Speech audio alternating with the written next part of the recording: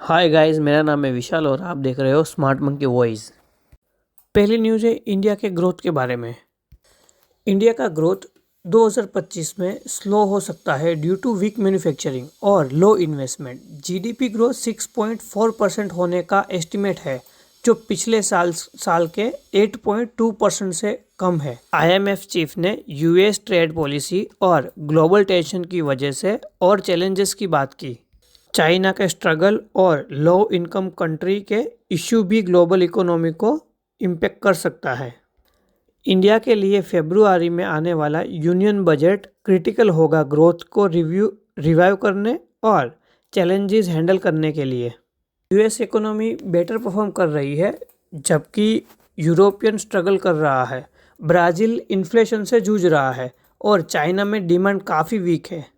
Donald Trump जब अभी नया प्रेसिडेंट बनेंगे तो उसने कहा है कि वो नई टैरिफ लगाने वाले हैं, जो ट्रेड और ग्लोबल सप्लाई के अंदर प्रॉब्लम हो सकता है।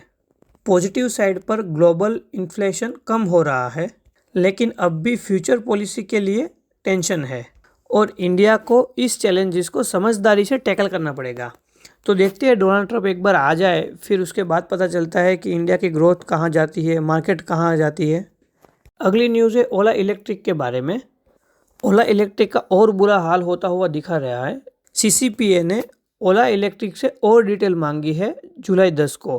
पहले भी अक्टूबर और दिसंबर में उन्होंने नोटिस भेज दिया गया था।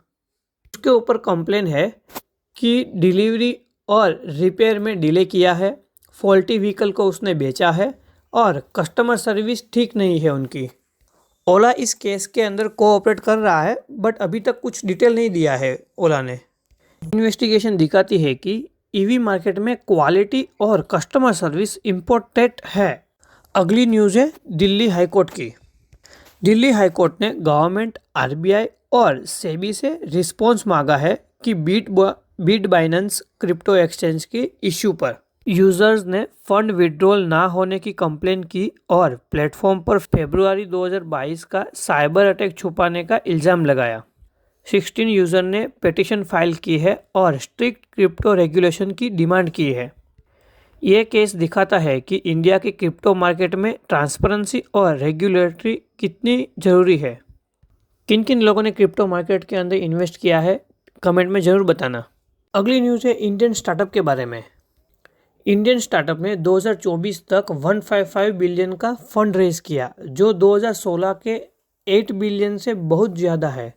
DPIIT के हिसाब से 2016 में सिर्फ 400 स्टार्टअप थे और अब 1.58 लाख से ज़्यादा स्टार्टअप हो गए हैं। 48% स्टार्टअप टीयर 2 और टीयर 3 सिटी से आ रहे हैं, जो दिखाता है कि एंटरप्रेन्योरशिप अब सिर्फ बड़े सिटी तक नहीं है। ये स्टार्टअप बूम इंडिया को ग्लोबल स्टार्टअप हब बनाने में मदद कर रहा है। लगता है कि पहले भी स्टार्टअप तो थे ही, पहले भी बिजनेस तो थे ही इतने ज़्यादा, बट पहले इतनी अवेयरनेस नहीं थी। तो मुझे लगता है कि इसी स्कीम और गवर्नमेंट ने भी काफ़ी इजी कर दिया है लोन वगैरह के लिए भी, इसीलिए गवर्नमेंट के पास डेटा ज़्यादा आ रहा है। अगली न्यूज़ है दिल्ली की लिकर पॉलिसी स्कैम के बारे में। केज रिपोर्ट के मुताबिक दिल्ली गवर्नमेंट को 2026 करोड़ का रेवेन्यू लॉस हुआ है 2021 की लिकर पॉलिसी स्कैम की वजह से। पॉलिसी का गोल रेवेन्यू बढ़ाना था, लेकिन करप्शन और रूल ब्रेकिंग की वजह से यह फेल हो गया। ईडी और सीबीआई इन्वेस्टिगेशन में अरविंद केजरीवाल और मनीष सिसोदिया जैसे आप लीडर अरेस्ट हुए हैं, जो बाद में बेल पर रिलीज हो गए। रिपोर्ट के हिसाब से फाइनेंशियली वीक कंपनी को लाइसेंस दिया गया और रूल को भी इग्नोर किया गया। अभी देखते हैं ये केस की कहानी क्या निकल के आती है।